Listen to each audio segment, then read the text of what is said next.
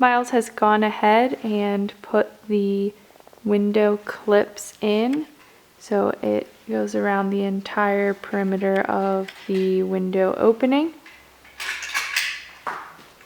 He is getting ready to do a bead of adhesive that will be 3/8 of an inch thick according to the instructions.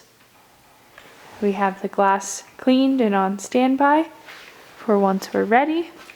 On standby we also have shims. These were from the hardwood floors we installed in our house, but it works to bump the glass up closer to the top.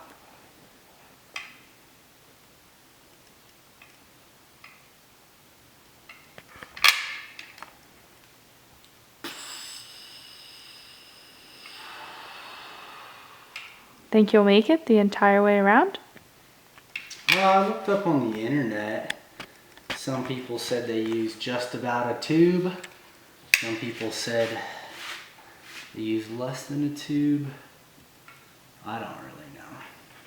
I meant more so from your hand grip strength. I hope so. People did say to get a better caulk gun, don't use one of these things. And I do see why. He also had the adhesive in a warm water bucket. Oh, that's true. Think it's helping? I don't know. I don't know, but man, look at that reflection in the paint. Woo-wee. Okay, we'll keep you guys posted.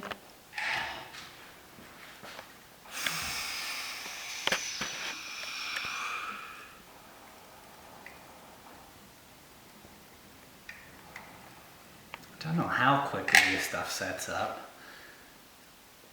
They did say it sets up pretty quickly.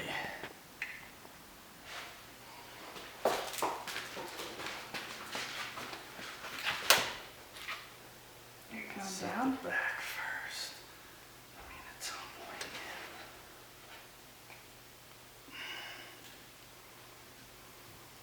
Are you gonna put the spacers in? Yeah.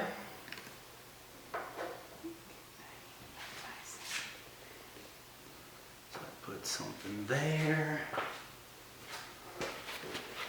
And these can use now. No, up, I think.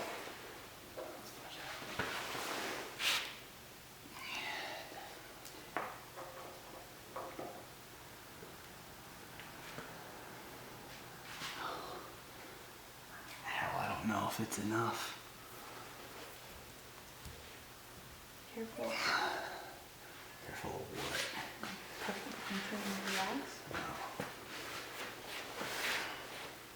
I Do don't. you caulk from the inside too, the outside?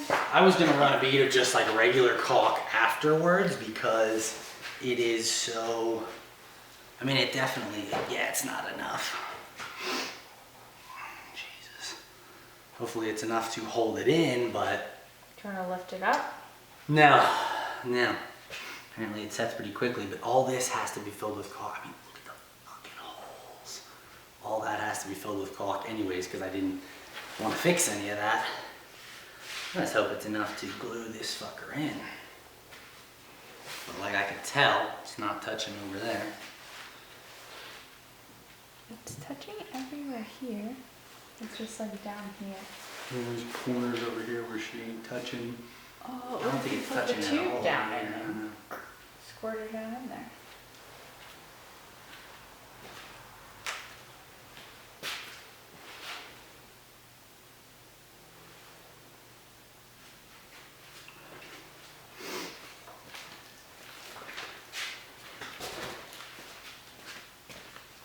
Gotta be touching here.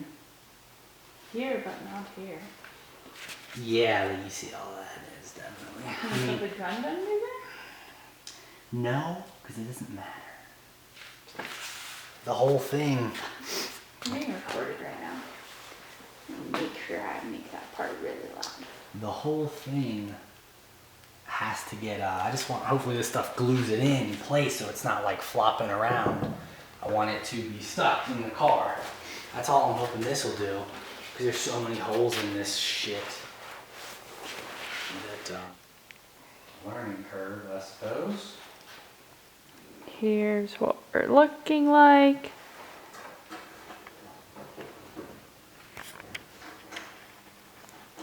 Sorry, the glare is terrible. That should work. You can see the adhesive under. Any pro tips now after having done this? Put more than I put on if you got a closer look at it. I don't really think I got enough, but there's a lot of rust holes in this that I never fixed. So I planned on filling all of this back here with silicone. I think you can replace just this piece. In hindsight, I should have grabbed a new piece, but you know, just didn't feel like doing it. So I was gonna fill all those little holes everywhere with caulk anyways. So, you know, I don't really, I don't think she's gonna be too waterproof. But hopefully,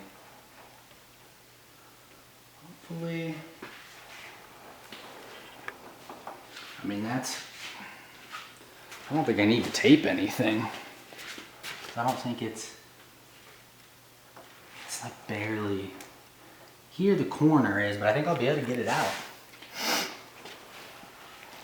Some areas got glued on pretty good. I think up top it really did. It's just these corners, I think. Yeah, like that looks pretty questionable. It's hard to see with the dirt. And then that side looks like it's good enough. Some spots in the bottom, you can see air pockets. But, yeah, I don't know. Do a thicker, ow, my toes. Do a thicker bead than I did. That's my only advice. Looks so sad to see the dust on it though, from effing around with this crusty old thing. You actually see through it? Well, you probably can't. I'll pick the camera up in a second, but I did replace that little speaker cover thing in the back. I just used some particle board from Home Depot. Forget exactly what they call it, but it's thin, floppy cardboard that kind of looks like wood. And I did that before I did the windshield, the rear windshield. And I put in new speakers so that hopefully I don't have to mess with those. The rear defrost thingy, it looked like it worked. It was all still there. I did put some foam on the back side of that little piece of wood just to help dampen the sound and make it fit in there more flush. If I do ever need to take this out, I'm glad the window bubbles up pretty good so I can get in here. I was worried that I was gonna have a hard time getting to these screws ever again, but you can access everything from the trunk. So I did that, and then I set the windshield in, and then I'll finish caulking up the little pin, well, they're not pinholes, but the little rust holes in here before I put on the chrome trim, which I could do that for the front now. So that's what I did on the rear that I didn't film. And I put all the bumpers on, so that was cool. And my license plate, don't show that. Not like it matters. Here's the particle board that Miles used. You can see the shape that he cut out because he spray painted it. Cut from that side over there. That is a piece of the foam, actually from what we were using on the Mustang to reupholster the back seat, and we had some extra. It's just from Joann Fabric, an inch thick foam. You can get them in store or order online. So it worked out for this project, and you can see he's added on the bumperettes. Bumperettes, that is the correct word. Nice. And the little black. Oh, this camera.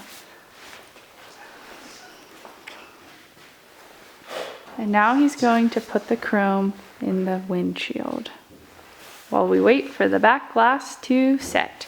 Chrome on the door has been added back on. Need to get the mirrors. Looking good.